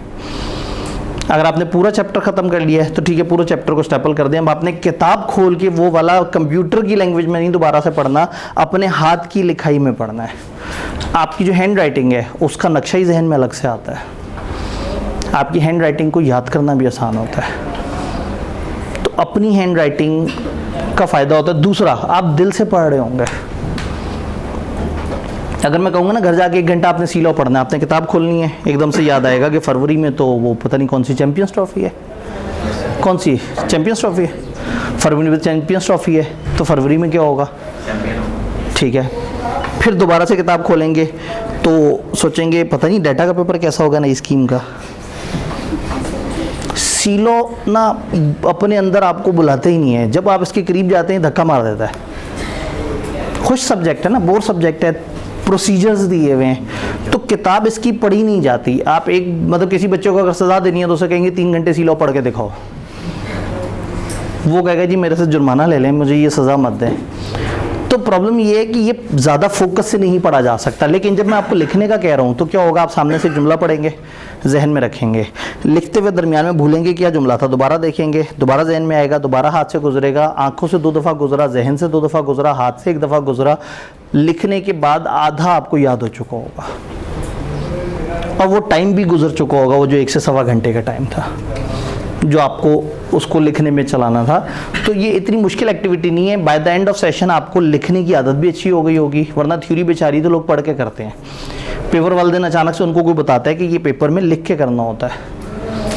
अकाउंटिंग में क्या होता है, न्यूमेरिकल्स करने होते हैं। क्लास में बैठ के आप न्यूमेरिकल कर रहे हैं, घर जाके भी न्यूमेरिकल कर रहे हैं और पेपर में भी न्यूमेरिकल कर रहे हैं। थ्योरी में क्या होता है, क्लास में सुन रहे हैं, घर जाके पढ़ रहे हैं, पेपर में लिख रहे हैं। तो एक दफ़ा वो लिखने वाला काम अभी से शुरू हो जाएगा। देन आपने तैयार हो जाना है वीकली टेस्ट के लिए। वीकली टेस्ट हर हफ्ते के हफ्ते जो हो रहा है आपने उसका टेस्ट देना है। जिस दिन हमसे सबसे ज़्यादा पढ़ना है दैट इज़ फ्राइडे। फ्राइडे आपके ऊपर सबसे मुश्किल दिन होगा पूरे हफ्ते का। आपने मंडे को जो पढ़ा घर जाके उसे लिख लिया, ट्यूसडे को पढ़ा, वेडनेसडे को पढ़ा, 5 दिन जो पढ़ा घर जाके लिख लिया। लेकिन फ्राइडे वाले दिन लिख भी रहे हैं, पास्ट पेपर की वीडियो भी देख रहे हैं, पूरे चैप्टर को रिवाइज भी कर रहे हैं, क्योंकि आपने सैटरडे को टेस्ट देना है। लेकिन सैटरडे को जब टेस्ट दे चुके होंगे तो सैटरडे वाला दिन रिलैक्स है, संडे वाला दिन रिलैक्स है। तो फ्राइडे पे शायद आपके लग जाएं 3 से 4 घंटे एवरी फ्राइडे। तो इसका मतलब युवा का हफ्ते में 4 दिन 1 से सवा घंटे पढ़ना है और 1 दिन 3 से 4 घंटे पढ़ना है। टोटल करके देखें, हाईएस्ट को टोटल कर लेते हैं, सवा 4 दिन कितने घंटे हो गए, 5। 3 से 4 को काउंट कर लें, 4 9। एक सब्जेक्ट अगर मैं पूरे हफ्ते में आपसे 9 घंटे कह रहा हूँ तो बहुत दुख की बात तो नहीं। बस इतना ही दे दें, इससे ज़्यादा नहीं चाहिए। लेकिन इतना नहीं देंगे तो फिर बहुत ज़्यादा टाइम देना पड़ेगा। सीए का रूल है, जो डेली पढ़ता है वो कम पढ़ता है और जो डेली नहीं पढ़ता वो बहुत पढ़ता है। वो पढ़ता रहता है, उसके बाद फिर वो दोबारा वापस नहीं आ पाता है, क्योंकि वो डेली नहीं पढ़ रहा। जो डेली घर जाके अपना उस दिन का मुसीबत अपना होमवर्क साइड पे कर देता है, उसके बाद वो रिलैक्स रहता है और वो तैयारी भी अच्छी कर रहा होता है। तो सिर्फ कमती लॉ नहीं, हर सब्जेक्ट में अगर हर दिन का काम घर जाके थोड़ा सा रेस्ट करने के बाद जितनी जल्दी कर लें आप उतना ईजी हो जाते हैं। दिमाग की भी कैपेसिटी है ना, 24 घंटे तो नहीं बहुत ज़्यादा दिमाग जो है वो इंटेलेक्चुअल लेवल पे काम कर सकता। तो क्लासें ली, घर जाके खाना खाया, थोड़ा सा रेस्ट कर लिया, कुछ लोग थोड़ा सा नींद ले ली इस तौर, और उसके बाद जो उस दिन के जितने भी सब्जेक्ट थे उन सबको उस वक्त निपटा लिया। 3-4 घंटे लगा के आपने उस दिन के सारे सब्जेक्ट्स निपटा लिए। उसके बाद आप इजी हैं, आप फेसबुक यूज़ करें, आप वो टिकटॉक या गेम्स और वो जो भी चल रहा है आप करें। लेकिन बस घर जाके एक दफ़ा अपना टिक लगा देंगे, मैंने आज का काम कर लिया है। प्रॉब्लम ये है कि रात तक काम भी नहीं हुआ होता और टिकटॉक भी सही से नहीं देखा होता। उधर भी आपको कसक रह जाती है कि मैं थोड़ा सा और अगर पढ़ाई की तरफ ध्यान ना होता तो शायद कोई 15-16 और वीडियोस देख लेता, और पढ़ाई जो है वो भी सही से नहीं होती। तो एक दफ़ा पढ़ाई के टाइम पे उसको वो करके और फिर इजी हो जाना है। कोशिश करें कि जिस वक्त आप घर जाके पढ़ रहे हैं उस टाइम पे मोबाइल बंद हुआ वो बंद होकर चार्जिंग पे लगा दें। उसकी सेहत के लिए भी अच्छा है और आपकी सेहत के लिए भी अच्छा है। डन। कोई करोड़पति आदमी तो नहीं है आप, कोई बहुत ज़रूरी कॉल तो नहीं आनी होती, कोई 5-6 अरब का कॉन्ट्रैक्ट तो नहीं मिस हो जाएगा अगर फ़ोन बंद हुआ होगा। कोई ज़रूरी कॉल मिस हो सकती है घर वालों की तरफ से, वो प्यार करते हैं, वो समझते हैं। आप उन्हें बता देंगे मेरे टीचर ने 3-4 घंटे मोबाइल बंद करने का कहा है, इसमें मेरा फ़ायदा है। वो उन 3-4 घंटों में ज़िंदगी में आपको कोई कॉल नहीं करेंगे दोबारा। जो सगे होते हैं, जो अच्छे होते हैं, वो समझ जाते हैं। और अगर आप किसी और को कहें इस टाइम में मुझे कॉल नहीं करना और अगला बंदा नाराज़ हो तो अच्छा है, भाड़ में जाए, हो जाए नाराज़। ठीक है, आज जो आपकी प्रेफरेंस नहीं समझ रहा उसने तो जलील कर देना आगे जाके। तो आपका जो भी दोस्त हो, जो भी आपके साथ फॉर एग्जांपल जैसे बाहर घूमने का प्लान बन रहा हो, क्रिकेट खेलने का प्लान बन रहा हो, कोई भी और कोई ऑनलाइन गेम का प्लान बन रहा हो और आपको वो कहे यार 3-4 घंटे तुम तो बिल्कुल गायब रहते हो, तो आप कहें उसके बाद पूरा दिन तो अवेलेबल हो। तो अपने 3-4 घंटे अगर आज आप नहीं निकाल सकते तो इसका मतलब है कि फिर आपके साथ के लोग आपसे सिंसियर नहीं है। तजर्बा करके देख लें, वालिदैन को बताइएगा मैंने 3-4 घंटे पढ़ने हैं, यकीन माने वो कभी तंग नहीं करेंगे। और फिर सो कॉल दोस्तों को भी बता दीजिएगा। वो ज़रूर एन उसी 3-4 घंटे में तंग करके टेस्ट करेंगे कि आप जो है वो उनकी कॉल क्यों नहीं अटेंड कर रहे हो, और आपको खामखा वो लड़ेंगे आपसे। रील शेयर करते हैं जी, रील शेयर करते हैं जो दोस्त रील शेयर करते हैं दोस्त रील शेयर कर देते हैं सोशल मीडिया पे, तो करते हैं। आपकी रील शेयर होने से आपका क्या जाना है? आपके पास खोने के लिए क्या है?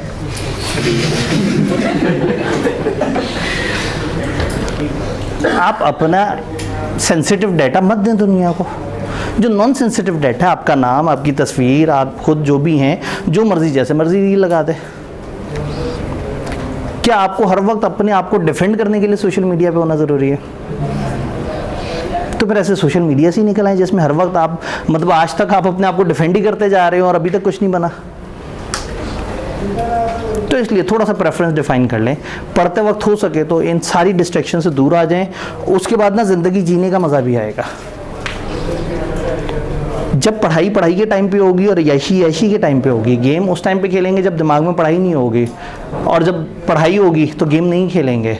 तो हर चीज़ को प्रॉपर टाइम मिलेगा, आपको फिर वाकई मज़ा आएगा। लोग 10 घंटे तक पढ़ते भी हैं और फेसबुक भी यूज़ करते हैं, और 10 घंटे तक वो कुछ भी नहीं कर रहे होते हैं, क्योंकि फेसबुक के वक्त गिल्टी होता है कि मैं पढ़ नहीं रहा, और पढ़ाई के वक्त होता है कि वो वही रील ना शेयर कर दी हो किसी ने, कोई नोटिफिकेशन ना आ गई हो, को और इस तरह से ना हो रहा हो।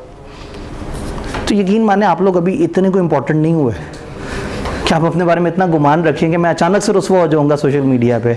और अगर इतनी सी ही इज्जत है जो फ़ौरन से रुस्वा हो सकती है, तो बेहतर है कि ठीक है एक ही दफ़ा रसवा हो गए, साइड पे पड़ी हुई हो वो इज़्ज़त, और आप अपने आप को दोबारा से रीबिल्ड करें। तो इतना नहीं परेशान होना होता, दुनिया कहीं नहीं जाती। लोग जो नहीं होते सोशल मीडिया पे वो भी ज़िंदा जी रहे होते हैं। मैंने आज ही सुबह में पोस्ट की है, कल शाम में पोस्ट की है, लेकिन मैं पोस्ट करके ऐसा भाग के आया हूँ, मैंने देखा ही नहीं पीछे क्या हो रहा है। शाम के वक्त किसी वक्त मेरी पोस्ट पे किसी ने कमेंट किया होगा तो 2-3 जवाब दे के फिर भाग जाऊँगा। तो आप बहुत ज़्यादा इंपॉर्टेंट आदमी होंगे, थोड़ा बहुत मैं भी कुछ गुजारा मुजारा होऊंगा, मेरा चल रहा है, चल जाएगा, कोई बात नहीं। आप पे तो एतराज़ करने वाले 1-2 लोग हैं, हम पे तो बहुत सारे हैं। आप अपने हिस्से का काम सही से कर लें, आप खुद सक्सेसफुल हो जाएं, खुद अच्छा काम कर लें, कोई मसला नहीं है। कोई आपको बदनाम करेगा तो 100 लोग खड़े हो जाएंगे आपको सपोर्ट करने के लिए। सक्सेस सबसे ज़रूरी चीज़ है जो इस वक्त इस पेपर में हमें चाहिए। वीकली टेस्ट दिया आपने रेगुलर क्लासेस अटेंड की, घर जाके लिखा, सारी एक्टिविटीज़ की, फिर जो क्लास की बड़ी एक्टिविटीज़ हैं यानी कि ग्रैंड टेस्ट 5-6 चैप्टर्स का, और एक फाइनल मॉक 12 के 12 चैप्टर्स का, वो लाजमी देना है, क्योंकि आपकी ना एक 3 घंटे की प्रैक्टिस हो जाती है, उससे इकट्ठे बैठने का स्टेमिना बन जाता है, सवाल लिखने का स्टेमिना बन जाता है। कितने लोग हैं जो बीलॉ के एग्ज़ाम में उसके बाद कमर दुख रही थी, हाथ दुख रहे थे।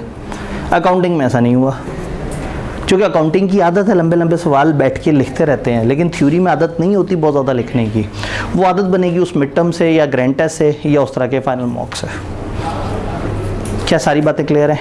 जैसे क्यों लग रहा है घड़ी पीछे है? ऐसा ना हो कि अगली क्लास के बच्चे जो है ना आए हुए हों, वो अच्छा इतने फ़ख्र से बता रहे हैं भाईजान, तो मतलब मैंने भी टेस्ट में डिस्कवर किया। नहीं तो डिस्कवर किया तो मुझे भी बता देते। ज़रा एक दफ़ा इन पे भी गुजरना जो मेरे पे गुजरी है भाईजान, मतलब हमें तो अपनों ने लूटा गैरों में कहाँ दम था। तो हमारी टीम मेंबर हैं वो सुकून से बैठे, हाँ सर जब सर को एंड पे एहसास होगा ना तो मैं बताऊँगा नहीं सर ये तो घड़ी जो है ना, तो वो इस कमरे में तो फिर अगली भी कोई क्लास होगी, पक्की बात है। कैसे पता? टैक्स की क्लास ऊपर रूम 7 में, इसके फ़ौरन बाद। तो इसके टाइम पे जो टैक्स की क्लास थी सर ये ऊपर शिफ्ट हो गया जी, सेम टाइम में थी, ऊपर शिफ्ट हो गया। एक इस क्लास के फ़ौरन बाद भी एक टैक्स की क्लास होती है। एक सेम अच्छा वो 3 बजे, ठीक है फिर सेफ़ है, फिर सही है। अरे वाह, हमें तो डेली 15 मिनट एक्स्ट्रा मिल गए। तो किसी टॉपिक ख़त्म नहीं हो रहा होगा तो उसको तसल्ली से ख़त्म कर लेंगे, एमरजेंसी तो है कोई नहीं। चलो ये अच्छा हो गया कि हमारे पास 3 बजे तक तो क्वेश्चन आ गया, ठीक है। अच्छा घड़ी पीछे रहे, मैं इस घड़ी के मुताबिक जो है वो 2:45 तक क्लास ख़त्म कर लिया करूँगा। 3 बजे आपकी क्लास है जी, इन्होंने 3 बजे आपकी क्लास है MFA की, तो 3 तक तो टाइम आ गया ना, 2 मिनट का वॉकिंग टाइम है। और बच्चे कौन सा 2 घंटे पढ़ना चाह रहे होते हैं MFA के, ठीक हो गया। चलें जी, डिफरेंट टिप्स एंड टेक्निक्स पे बात की, आपकी फेवरेट स्लाइड आ गई है। अगर आपका कोई सवाल है तो यू आर वेलकम। हमारे पैटर्न से रिलेटेड, हम इस क्लास से रिलेटेड एक चीज़ पे रेस्ट एश्योर्ड कि हम बहुत अच्छा पढ़ेंगे, हम बहुत अच्छा पढ़ेंगे, या हम बहुत अच्छा पढ़ेंगे। मैं इंशाल्लाह ताला ये ऐसे ही एक्टिंग कर रहा हूँ जैसे हम सारे बड़े सीरियस हुए हुए हैं। कैमरे पे देख के ना लोगों को लग रहा होगा कि सामने जो लोग हैं पता नहीं उनमें से शोले निकल रहे होंगे, ठीक है। तो आप लोगों ने अपने मुरझाए हुए चेहरों को जो है ना थोड़ा साइड पे कर लेना है और आप लोगों ने वो एनर्जी दिखानी है। जनरली क्लास में एनर्जी से बैठें, अच्छी तरह से समझें, क्लास के दौरान आधी चीज़ें जहन में रह जाएंगी, घर जाके लिख लें। सिर्फ डेली मेरा साथ देना है और सिर्फ 2 महीने साथ देना है। By the end of 2 month इंशाल्लाह ताला आपका एक दफ़ा 70-80% अच्छी कवरेज के साथ सिलेबस तैयार हुआ होगा। फिर एडवांस यूज़र्स के लिए बड़ी वाली जंग, जो कहते हैं नहीं सर अभी नहीं मज़ा आया, एक दफ़ा ज़रा और हो जाए, ज़रा फास्ट फॉरवर्ड में, तो फिर हम उसको 5 हफ्ते में दोबारा से रिपीट टेलीकास्ट करेंगे 1.5 घंटे वाली क्लास में। उसमें फिर से उसी तरह से टेस्टिंग वगैरह कर रहे होंगे। हो सकता है आप उसके एंड पे कहें सर अभी भी मज़ा नहीं आया, तो फिर एक 5-6 दिन का क्रैश कोर्स भी होगा। तो पहले 10-11 हफ्तों में, पहले 10 हफ्तों में, फिर 5 हफ्तों में, फिर 5 दिनों में। उसके बाद कहें सर अभी नहीं, कुछ ऐसा हो गए, तो फिर किसी दिन आप लोग सारे मूड में हुए, किसी एक दिन कॉलेज आइएगा, हम 1.5 घंटे की एक क्लास करेंगे, तो पूरे सी लॉग रिवाइज करेंगे, ठीक है। तो जब भी आपने रिवीजन करनी हो आराम से कानों में ठूठियाँ लगाई, सोने के लिए लेट गए और सोने से पहले पूरा सीलो दोहरा लिया। उसके बाद फिर आपकी बारी आएगी। तो जितना जोश से मैं अपनी बारी दे रहा हूँ आप भी अपनी फिर बारी उसी जोश से देंगे। तो बस इंशाल्लाह ताला प्लान यही है। भाई सवाल पूछना है? देख के नोट करना है, पता है नहीं, याद करके अगर आप लिखेंगे तो फिर क्या होगा, उसमें फिर कोई कमी बेशी रह जाएगी और खामखा याद करने पे भी टाइम लग रहा होगा। आपने देख के लिखने, लेकिन अब याद कैसे करना है? याद अपने नोट से करना है। तो मैं आपके सवाल को उलट कर देता हूँ। आपने कहा सर क्या याद करके लिखना है, मैं उसको रिवर्स कहूँगा, लिख के याद करना है, अपने लिखे वैसे याद करना है। फिर मेरी किताब नहीं उठानी, फिर अपनी हैंड राइटिंग उठानी है, जिससे याद भी जल्दी होता है और रहता भी देर तक है याद। तो ये सारा कुछ होगा। पास पेपर की वीडियो, अच्छा पास पेपर की वीडियो भी ज़रूरी नहीं कि आप देखें, आपने चैप्टर किया और चैप्टर के एंड पे पास पेपर देखे, आप खुद से कवर कर लेंगे।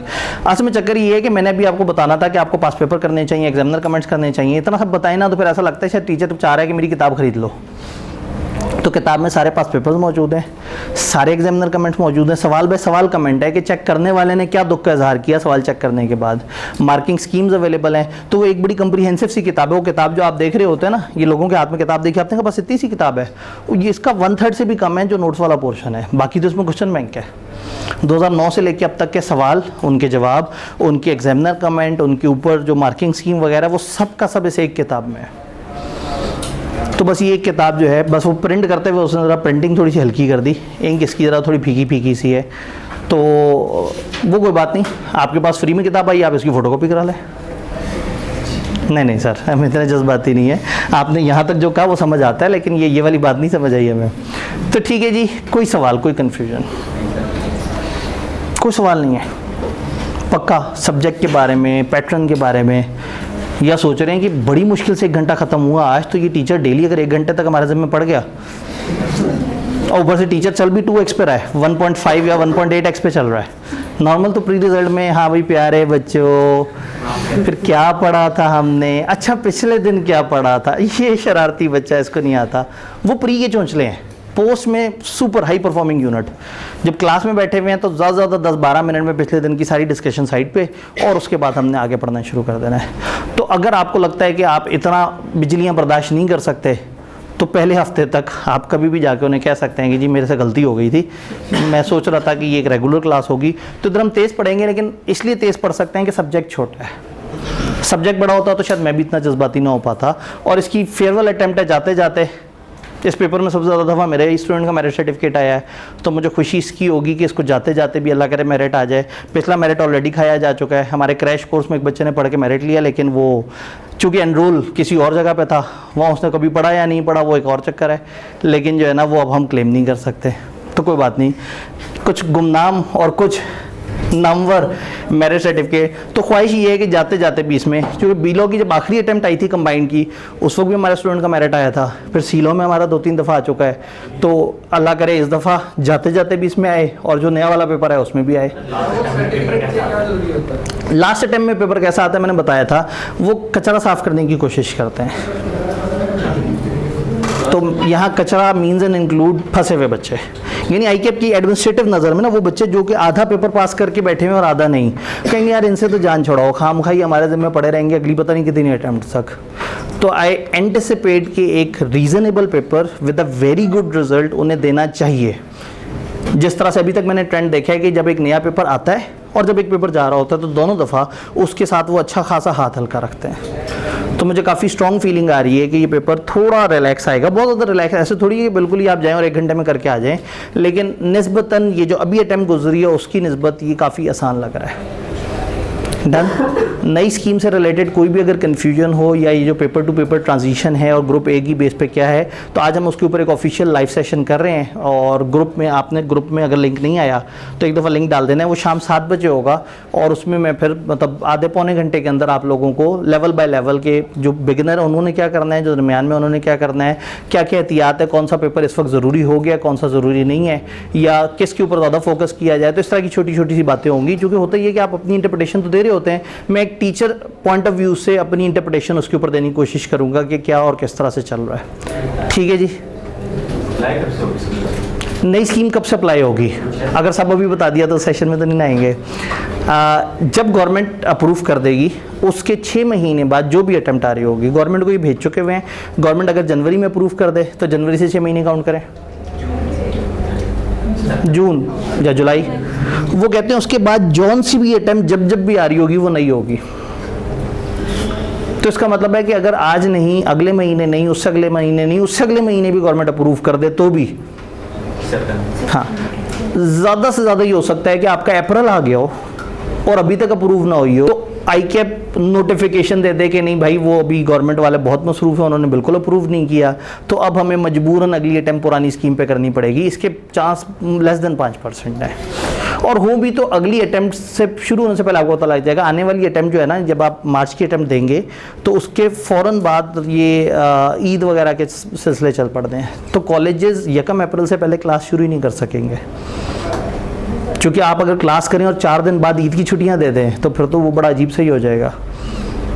तो इसलिए इस दफ़ा पेपर देने के बाद ईद आएगी और ईद के बाद क्लासें शुरू होंगी 1 अप्रैल से, जो कि मोस्ट प्रॉब्ली 95% ज़्यादा चांस है वो नई स्कीम के मुताबिक ही होंगे। तो फ़िलहाल to the best of my knowledge और एक्सपेक्टेशन यही अटैम्प्ट पुरानी स्कीम की सबसे आखिरी अटैम्प्ट है।